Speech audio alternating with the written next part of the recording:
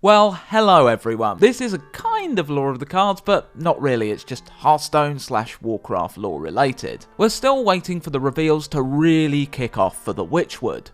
So what can we talk about in the meantime? What I was initially going to do was create a video discussing which wood the Witchwood could be, but we know which wood Witchwood is, which is good to know as Witchwood is the upcoming expansion. Which? Let's see. Right, I think I've well and truly done that pun into the ground with that. When things were a little more up in the air, I was going to discuss some of Warcraft's creepier woods, such as Fellwood, Hero's Fall and Duskwood. Though I'm glad it's not Duskwood, because everyone was telling me I was wrong with the Emerald Dream, but you were wrong. Though, I was wrong too. And you were a lot closer than my guess. Shut up. Fellwood has a creepy vibe to it, though not the same as the Witchwood, and I thought maybe Fall, as there is a questline for the Forsaken in WoW, which sees you killing farmers and using their pumpkins as a vessel for the Forsaken Plague. Perhaps obviously, given the expansion's theme, the wood in question is very closely tied to the Worgen race, and another that would have come up if I was going to do my original list video, though it's easy to say that now. The Blackwold. This wood, located south of Gilneas City, is closely tied to the origins of the Worgen race. It was the meeting place of the Druid of the Scythe. Around 9,300 years ago, the War of the Satyr took place, fought between the Night Elves and their demon-corrupted brethren, the Satyr. The Druids were led by Malfurion Stormrage in the war, and the outlook seemed bleak. This would drive the young upstart R'hllor Fangfire to question Stormrage's leadership. Malfurion had forbidden his druids from using the pack form, a powerful form where druids took on the shape of wolves. R'hllor proposed they be allowed to use it again, then the satyr would surely fall before them. Malfurion denied his urgings, as the pack form was dangerous. Those in the form could give in to its savage nature and attack friend and foe alike. As time passed, R'hllor became more frustrated with his teacher's leadership. The death of his good friend Arvel was the final straw for R'hllor. He and several of his fellow druids withdrew into the Blackwold to begin experimenting with the pack form.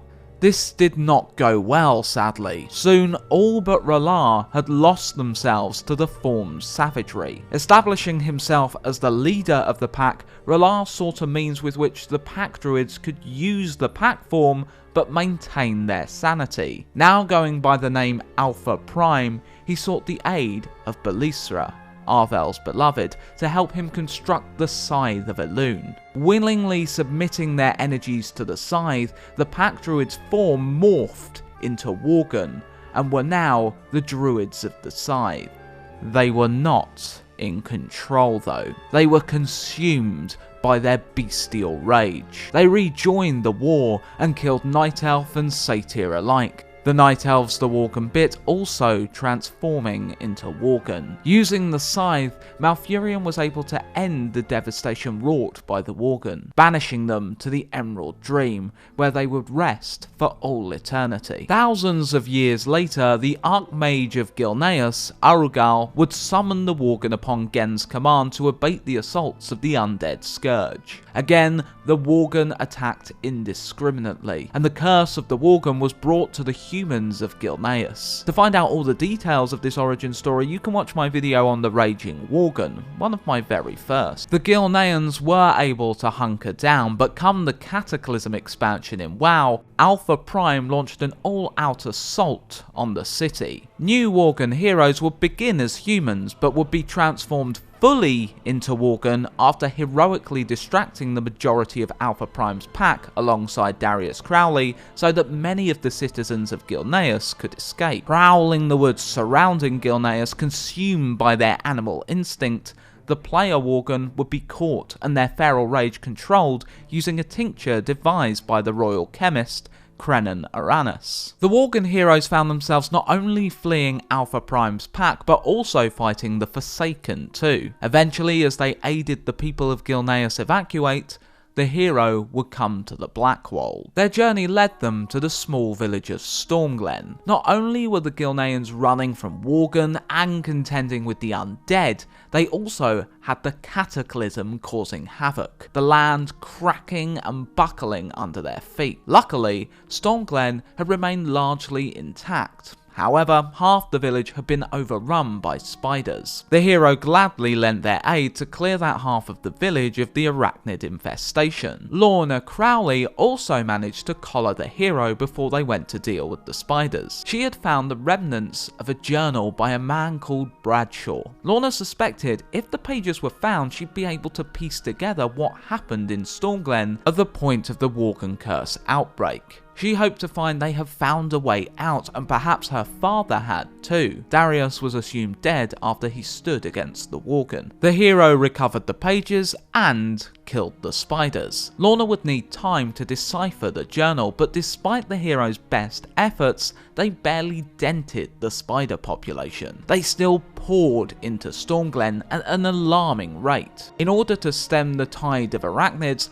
the Broodmother would need to be slain, and in order to do that, the hero would need to enter the woods just north of the village, the Blackwold. As they worked their way through the gnarled trees slaying spiders as they went, the hero came across the lair of Ragnar. The trees were thick with cobwebs, and the webbing even traced the ground. The giant black spider Ragnar sat deep in her lair. She was as large as the hero, but they did not flinch, slaying the spider.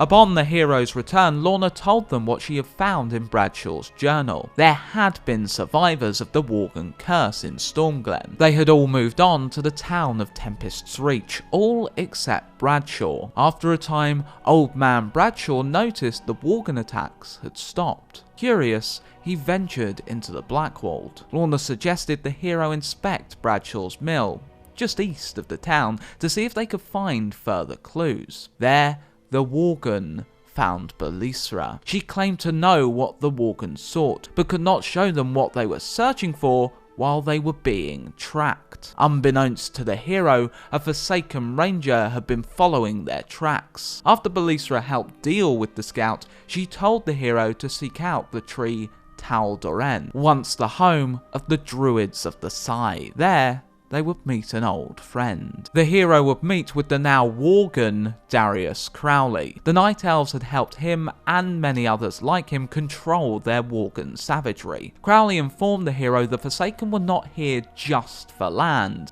but for an artifact that could spread the Worgen curse to all humanity, the Scythe of Elune. Sylvanus' banshees now combed through the Blackwold seeking out the Scythe, and they were getting close. To try and prevent their finding it, Darius asked the hero to slay the banshees. Not only this, the hero began to gather resources at the request of the Night Elves that would permanently restore their sanity. The banshees were slain, but the Forsaken was still able to find the scythe. In a daring hit and run, the Worgen stole it back and also partook in the Night Elven ritual. Their sanity restored, they could now switch between Worgen and human form. This is what story takes place in the Blackwold in World of Warcraft. Currently, the city of Gilneas lies in the hands of the Horde, but that is soon to change in Battle for Azeroth. Given the Worgen in the Witchwood trailer are able to form shift, it would strongly suggest that the Witchwood, if it were an event to happen canonically, would take place during Battle for Azeroth